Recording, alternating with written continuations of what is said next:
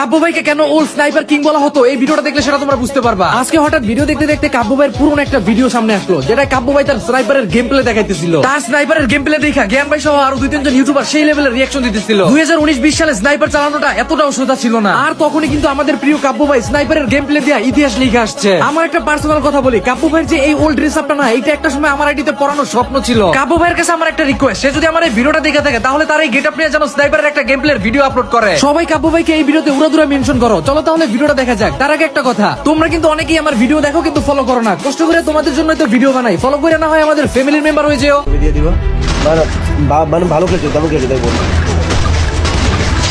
ভাই সাব। দারুন দারুন দারুন। अरे फुल है भालोई खेला है डब्ल्यूसी जाओ रुको जरा सबर करो मजा